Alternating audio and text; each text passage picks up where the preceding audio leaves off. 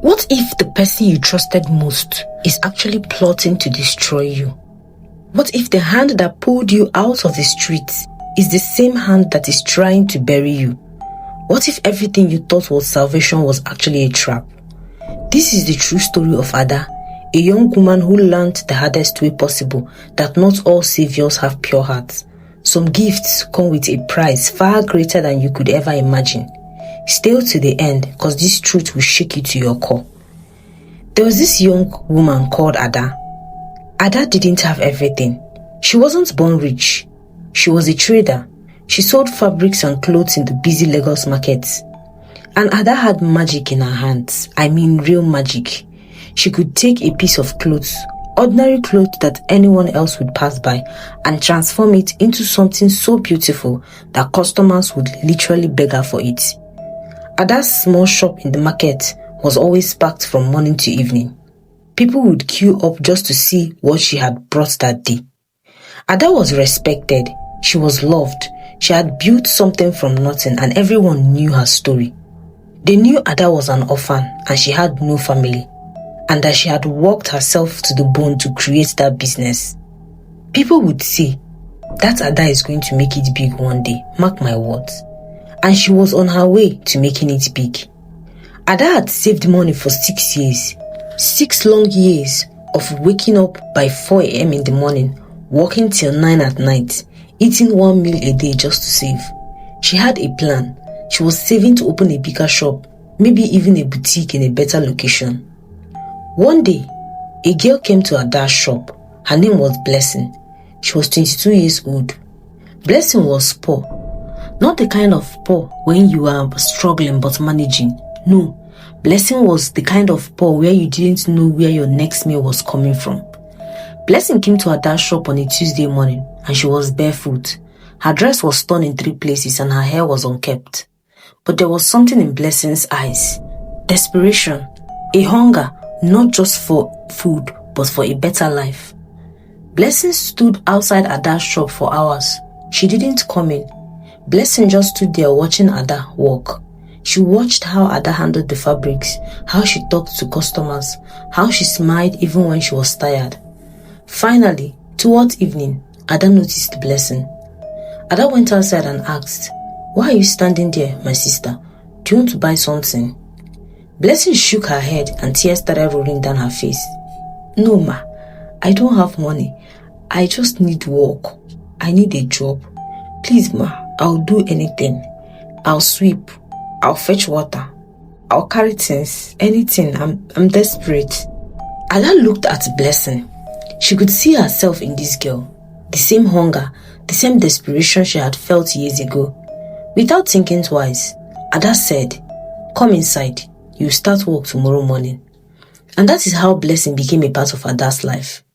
For the first 3 months, Ada trained Blessing like she was training her own sister. She taught Blessing how to identify quality fabrics, how to negotiate with suppliers, how to treat customers with respect. Blessing was a quick learner. She was grateful for every opportunity, every meal, every naira Ada paid her. Ada would give Blessing her salary at the end of every month, and Blessing would cry. Actually cry. She would say, "Thank you, ma. God bless you. One day I'll have my own shop just like you." And Ada would smile and say, "That's right, my sister. One day you will. We're going to get there." But here's where the story takes a turn that nobody saw it coming. One morning, Ada came to her shop very early. She had received a massive order from a chief. The chief was getting ready for his daughter's wedding and he wanted premium fabrics, the best quality materials for the wedding dress, the wrapper and everything. This was the biggest order Ada had ever received in her entire life. The profit alone would change everything for her. Ada had saved money for 6 years for a moment exactly like this. This order was going to take her to the next level. She was going to be able to open that boutique she had always dreamt of. As Ada started checking her inventory, something felt wrong. Her hands started shaking. The expensive fabrics were gone. All of them. The premium material she kept in a special corner of the shop, the ones she has been saving for customers like this chief, had completely disappeared. Ada checked the stock book 3 times. She checked the shelves 4 times. She went through every single corner of that shop. The fabrics were gone. Completely gone, and so was Blessing. Blessing had stolen everything in the middle of the night and vanished without a trace. Ada checked with her neighbors. Nobody had seen anything. She checked with other traders in the market. Nobody knew where Blessing had gone. The police came, took a report, and did nothing. 500,000 naira, gone. 6 years of Ada's savings, gone. Her dreams, gone. Everything Ada had built over 6 years of hard work, dedication, and sacrifice was stolen in a single night by Blessing. Blessing was the girl Ada had treated like her sister. Blessing was the girl Ada had fed when she was hungry. Blessing was the girl Ada had given a chance when nobody else would. When Chief came to the shop the next morning, Ada had to tell him the truth, and when she did, his anger was terrifying. He didn't just cancel the order. He went around the market telling everyone that Ada had scammed him. He told them she had taken his money and disappeared. In Lagos, a reputation like that spreads faster than fire. Within 2 weeks, nobody was coming to Ada's shop. People who called her sister just weeks before now walked past her like she was invisible.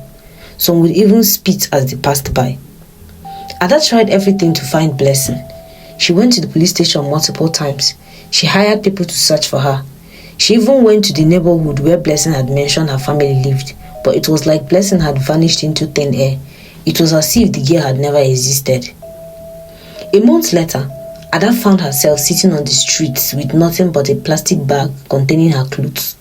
No business, no money, no family, no one to run to. No one cared.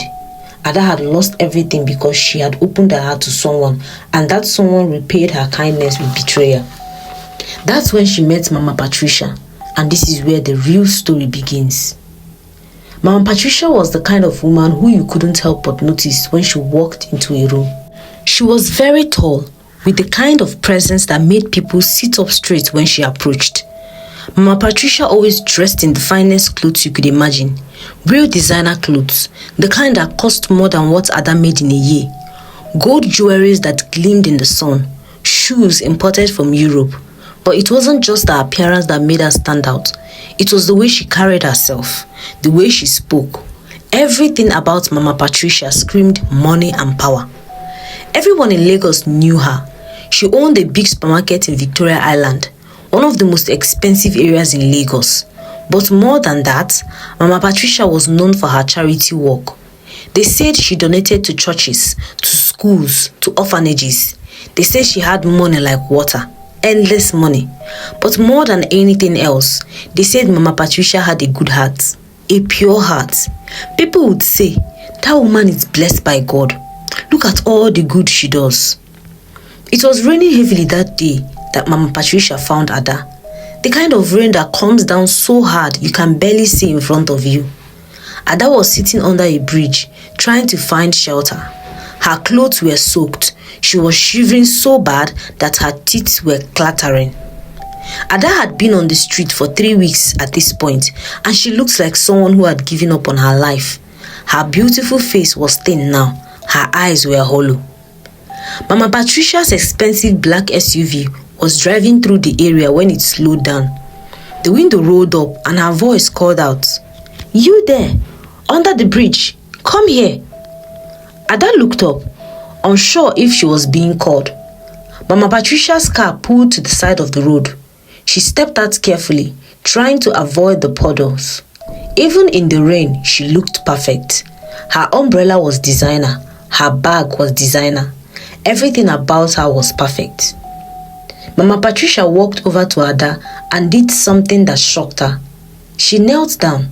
Yes, she actually knelt down in her expensive designer clothes in the mud, beside this dirty poor girl. "Child, what are you doing here?"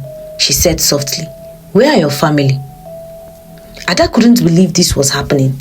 She started crying. Ada told Mama Patricia everything about her business, about Blessing, about losing everything. Ada cried as she spoke, her voice breaking and her whole body was shaking. Mama Patricia just listened. She didn't interrupt. She didn't judge. Mama Patricia wiped Ada's tears with her own hands. When Ada finished, Mama Patricia took her hands and said something that Ada would never forget. "God sent me here today. I was supposed to take a different route home. I was supposed to go another way. But something, I think it was God, kept pushing me to come through here. I felt it so strongly. God told me to find you. You're not alone anymore. That very same day, Mama Patricia took Ada home. The house was like a palace.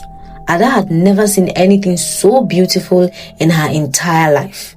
There were so many servants, people walking around doing different things.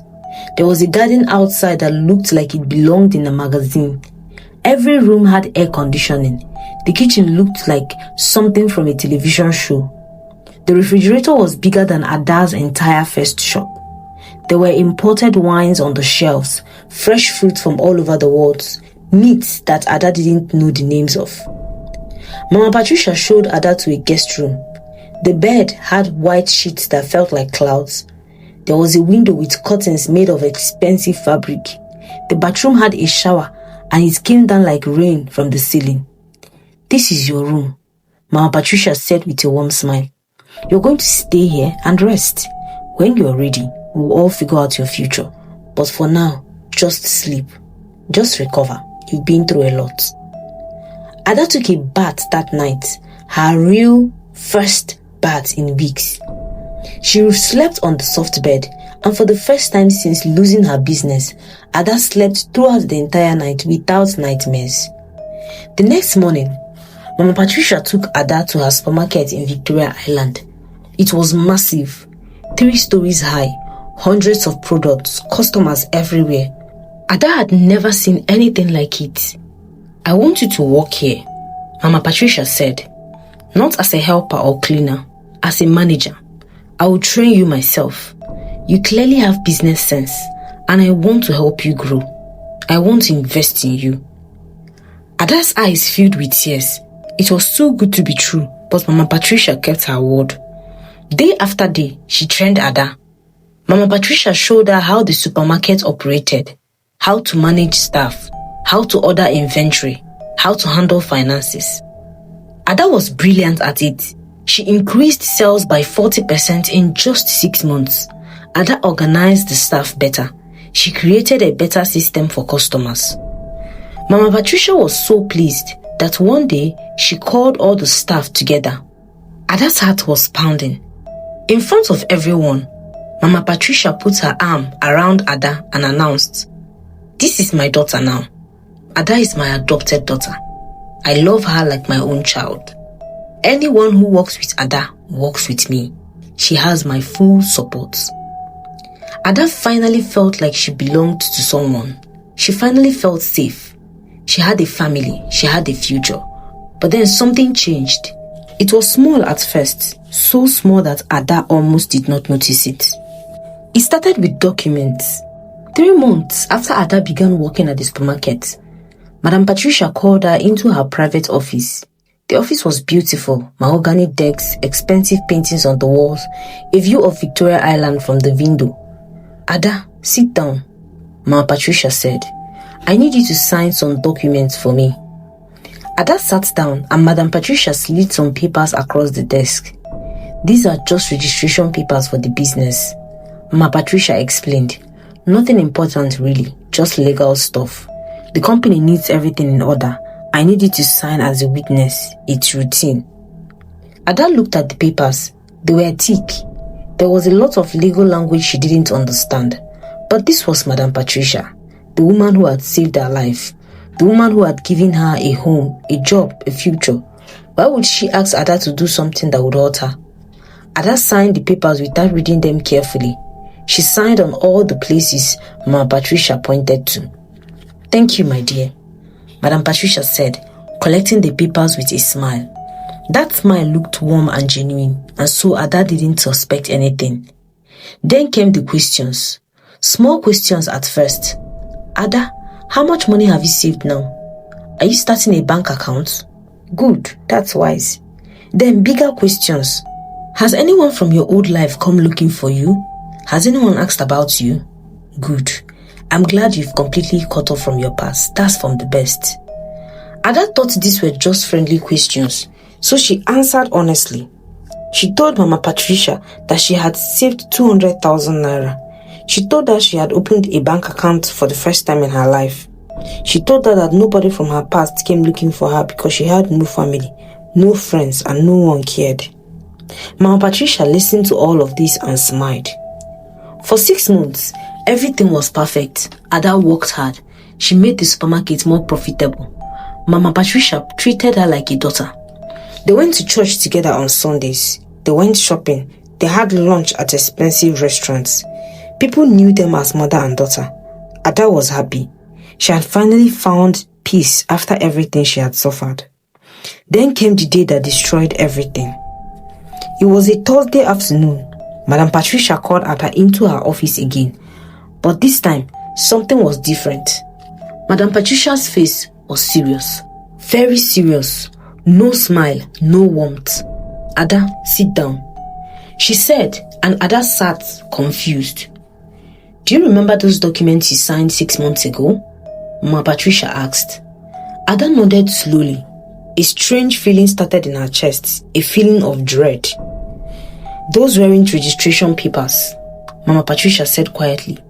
Those were ownership transfer documents. Every single asset in this supermarket is now legally in your name. The building, the inventory, the equipment, the money in the business accounts. Everything. It's all yours now. Ada's heart stopped. The room started spinning. What? I don't understand. Why would you? Let me explain. Madam Patricia interrupted. Her voice was different now. It was cold and sharp. Nothing like the kind voice Ada had known. 6 months ago, my husband and I were involved in some shady deals. The government is looking for us and they are investigating us. They were looking into our finances. They said we were involved in money laundering. They were going to seize everything we owned. Everything. Our house, our cars, our businesses, everything. Ada felt her hands trembling. So we needed to transfer all our assets to someone. Mama Patricia continued. Someone that the government would never suspect. Someone new. Someone with no connection to us. Someone with no criminal record. Someone clean. No. No, please. You can't be saying what I think you're saying, Ada said. That's exactly what I'm saying, Mama Patricia said. And now Ada could see something dark in her eyes. Something cruel. Something that has always been there, hidden behind that beautiful smile. I chose you because you were perfect. You were desperate. You had no family. You had no one to protect you. You were easy. And you were grateful. You believed everything I told you. You were the perfect victim. But I thought you loved me, Ada whispered. Mama Patricia laughed.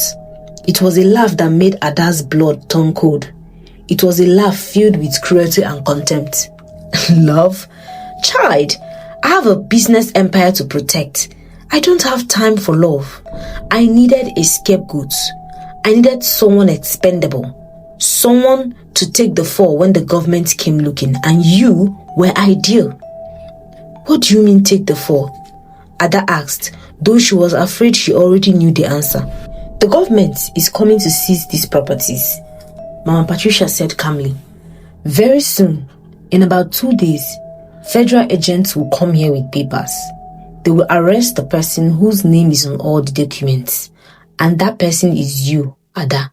You will be arrested for money laundering. You will be charged and you will go to prison. Ada couldn't breathe. The room was spinning. Her vision was getting blurry. No, this can't be happening. Please, I'm begging you, don't do this to me. But Madam Patricia just looked at her with cold eyes. You should have read the documents before signing them, Ada. That was your mistake, not mine. 2 days later, just as Madam Patricia had promised, there was a loud knock on the door of the supermarket. Federal agents came in with papers. They told Ada to put her hands behind her back. They handcuffed her wrists and they read her rights. They took her out of the supermarket in front of all the customers and staff. Everyone watched. Everyone who had known Ada as the supermarket manager, as Madam Patricia's daughter, watched as they took her in the police van. Ada looked back one last time and saw Mama Patricia standing in the window of her office, watching with a smile on her face. Ada sat in that cold, dark cell and thought about her life. She thought about how she had come from nothing and built something. Then she thought about how she lost everything because of Blessing's betrayal. She thought about how she had met Mama Patricia in the rain and how she had believed that God had sent her. She thought about how she had been grateful, how she had worked hard. She had done everything right, and still she had ended up in a prison cell. She wondered if this was how her life was going to end. Ada wondered if there was any justice in the world at all. On her third day in that cell, a young man came to visit her. His name was Chisom. Chisom was a lawyer. He wore a nice suit and carried a briefcase. When Chisom introduced himself, Ada thought it was another trick, another betrayal. She thought maybe Mama Patricia had sent him to make things worse for her. But Chisom explained, "Your case is different. You were manipulated. You didn't know what you were signing. That's a defense. It's a strong defense, actually." "How can I prove that?" Ada asked. "It's my signature on those papers." "Do you remember anything about that day?" Chisom asked. "Did Madam Patricia say anything that you remember? Anything specific?" Ada closed her eyes and thought, and then she remembered. She remembered that Mama Patricia had recorded their conversation. She had done it to use it against Ada later, to have proof of something. Ada didn't know what exactly, but she knew the recording existed. "There's a recording," Ada said. "Madam Patricia recorded me." Chisom's eyes widened. "Do you know where it is?" Ada thought hard. She remembered Madam Patricia mentioning it once in a joking way, saying she kept all her important recordings in a safe in her office at the supermarket. "In her office," Ada said. "It's in a safe." Chisom stood up. "Then we have a chance. We have a real chance." What Ada didn't know was that Chisom had already been investigating Madam Patricia. The federal agents who arrested Ada had actually been investigating her case, not Ada's involvement. They knew that Madam Patricia was guilty. They just needed proof. When Chisom told them about the recording, they got a search warrant for Madam Patricia's office. They found the recording, and on that recording, Madam Patricia explained everything. She explained that she had transferred the assets to Ada deliberately. She explained that she was using Ada as a scapegoat. She explained that she had chosen Ada because Ada had no family and no one to fight for her. The recording was everything they needed. The case took 3 months. 3 months of Ada sitting in that cell. 3 months of uncertainty. 3 months of thinking that her life was over. But Chisom visited her every single day. He would sit across from her through the prison glass and tell her, "We're going to win this. I believe in you. We're going to win." And Ada would cry because she didn't believe it, but she was grateful that someone did. Then came the day of the verdict.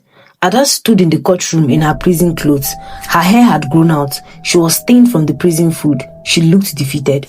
But when the judge spoke, everything changed. After reviewing all the evidence, including the recording, it is clear that Ada was a victim of fraud.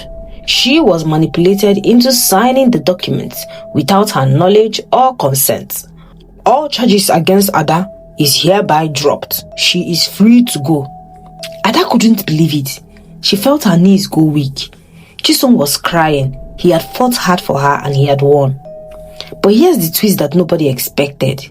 When Madam Patricia was arrested, the government seized her properties, but because Ada's name was legally on the document, because Madam Patricia had put everything in Ada's name as a part of her scheme, the court had to return everything to Ada. By the strangest twist of fate, Ada became the legal owner of that supermarket. The very property that was meant to destroy her now belonged to her. She owned it completely. Ada didn't keep it for herself. She sold the supermarket for a massive amount of money.